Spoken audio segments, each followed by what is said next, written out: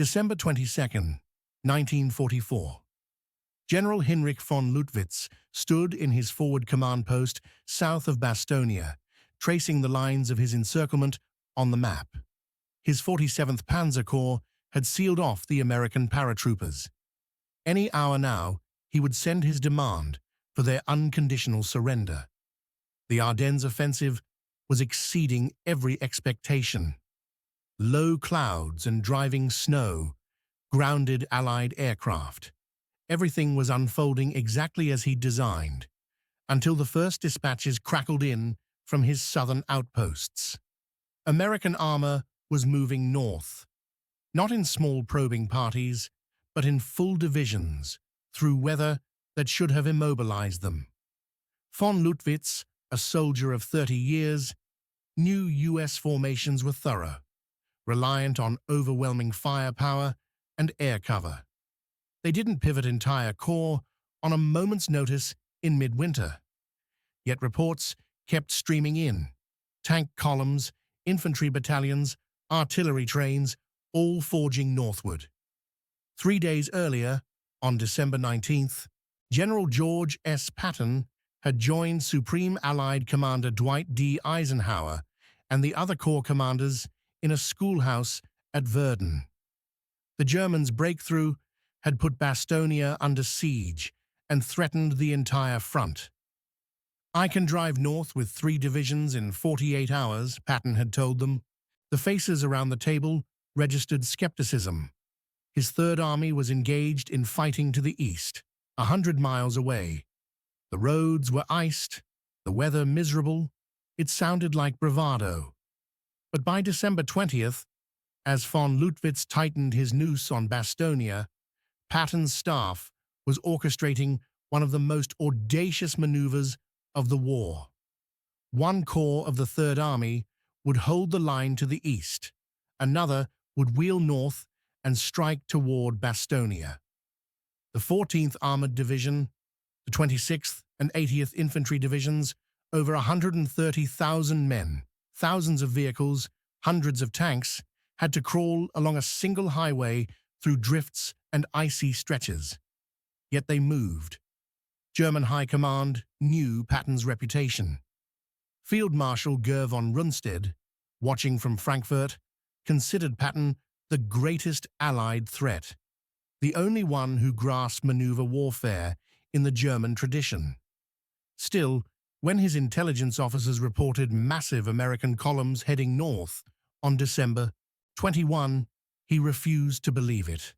Walter Model, commanding Army Group B and overseeing the Ardennes push, was not so quick to dismiss the danger. A veteran of the Eastern Front, Model grasped how desperation could drive an army to extraordinary feats.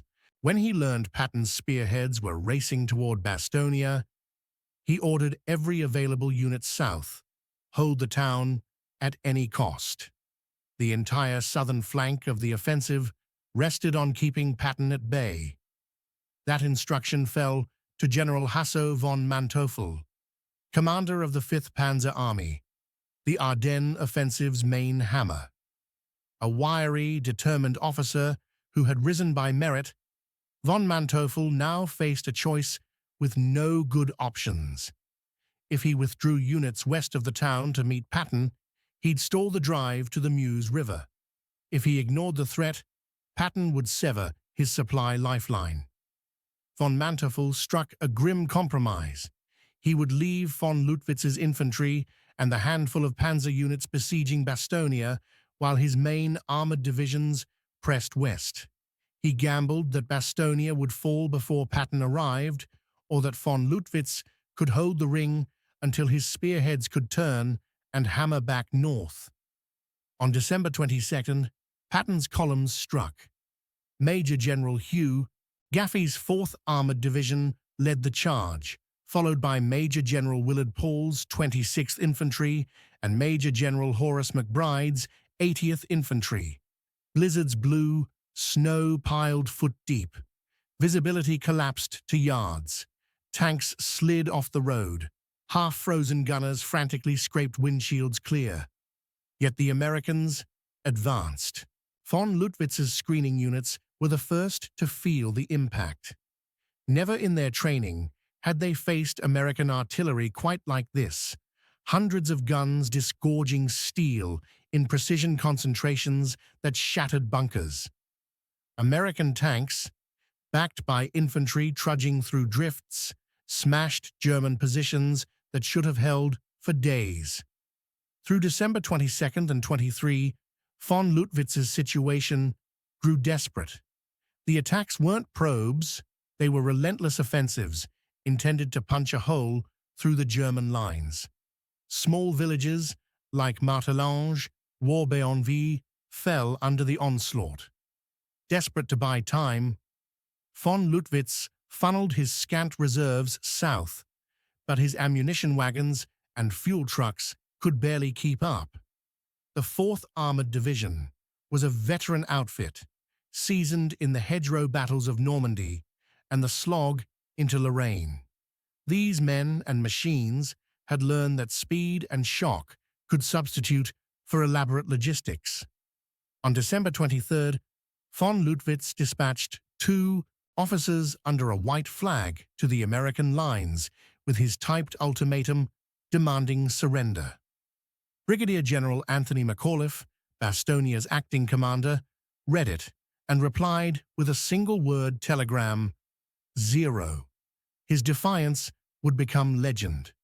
But that reply sealed von Lüttwitz's fate. He'd anticipated Bastogne breaking quickly. Instead, he now had to assault the town while fending off Patton's main force. He lacked the manpower for both tasks. From Army Group B headquarters, Model ordered reinforcements to the southern approach. General Fritz Berlin's Panzer Lehr Division had fought from North Africa to Normandy. He was a master of armored tactics, yet his division was exhausted, low on fuel and ammunition after days of combat. Still, Model sent Berlin south. On December 24th and 25, Berlin's grenadiers and battered tanks battled Gaffey's armored columns in a string of desperate engagements around Chaume and Neufchâteau and a dozen hamlets in between. The Americans pressed forward mile by bloody mile, paying dearly for every foot of ground. Snow fell so thickly that night attacks turned into weaving, close-range firefights. Temperatures plunged, fuel lines froze. Even so, the 4th Armored Division's lead echelons lurched onward, engines growling through drifts, their crews refusing to yield. By December 24th evening, von Manteuffel in his rear command post stared at maps and reports in disbelief.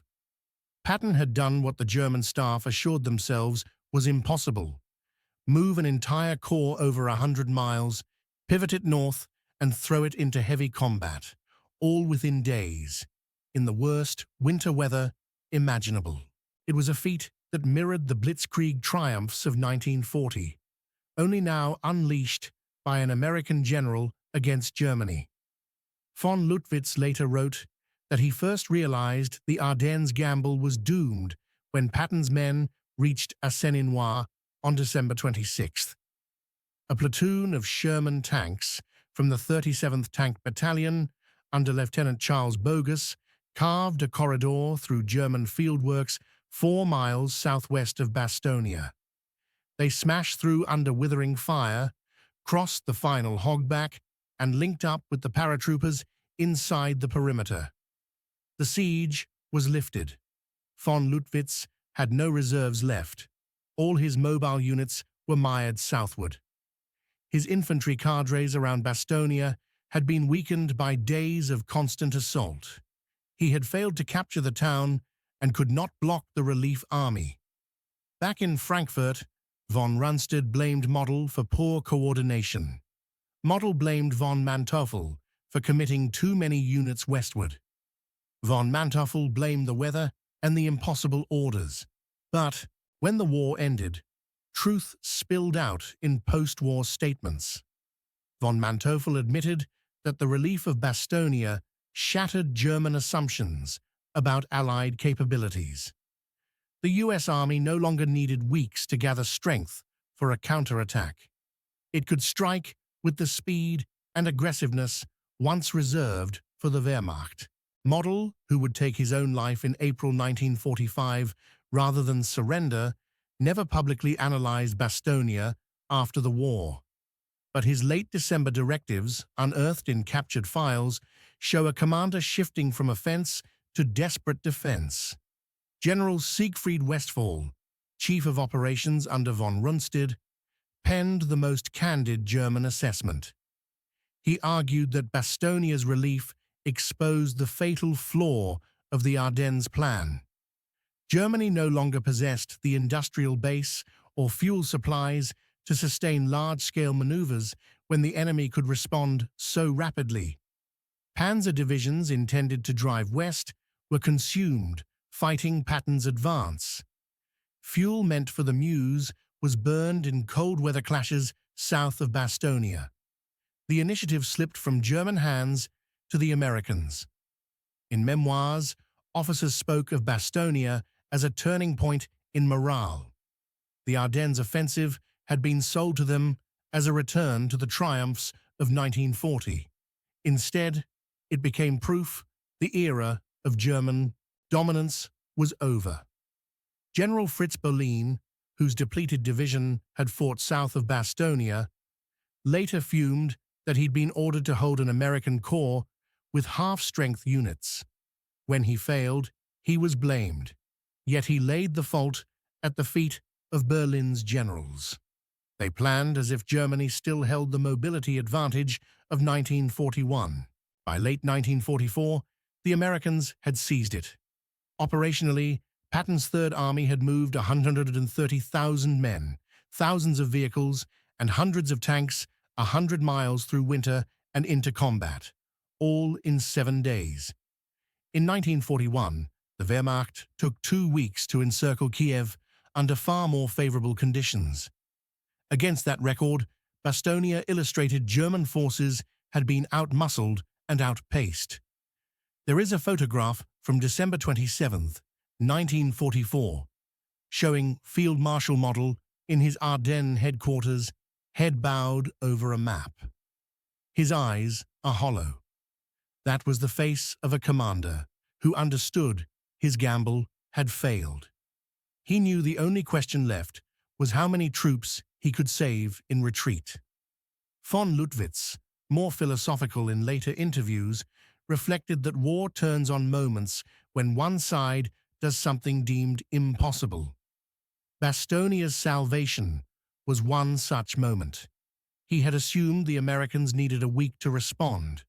That assumption was reasonable, until Patton proved it wasn't. Commanders fix their plans on precedent. Patton refused to be tethered by it. He proved that in modern mobile warfare, nothing substitutes for speed. Von Luttwitz also noted that only a power of America's industrial might could afford such extravagance.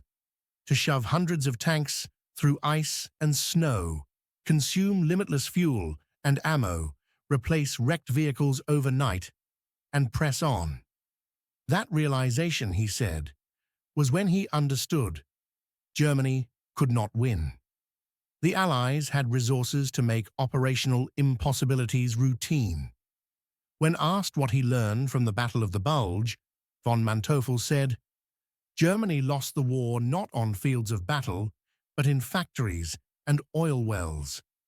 The soldiers were still brave, their tactics sound, but they could not match the material flood the Allies unleashed." Patton's relief of Bastogne was possible only because American industry could sustain it. Tactically, the siege's end halted the German drive to split the Allied armies and capture Antwerp. Without Bastogne, the road network fell under threat. Units meant to press west were diverted or shattered in defensive fights. By January, the Germans were pulling back in ruin. Psychologically, though, the relief shattered any last hope in high command. The Ardennes gamble had exhausted reserves on both fronts. Hitler's last bid had failed, leaving no mobile reserves for defense. Officers who warned against the offensive had been proven right, but victory tasted hollow. Brigadier General Anthony McAuliffe's defiant zero became a symbol of Allied resolve. Patton's promise to attack in 48 hours became proof that determination and daring could outperform caution. After the war, Patton explained that winners don't debate whether something is possible. They figure out how to do it, and then do it. Field Marshal Model's final annotation on a captured Ardennes map read, in his shaky hand beside Bastogne, "Zu schnell, too fast." That was his verdict. Not impossible, just too fast for them to meet. In war, sometimes too fast is faster than anything else. If you enjoyed this story and want more like it, please like and subscribe.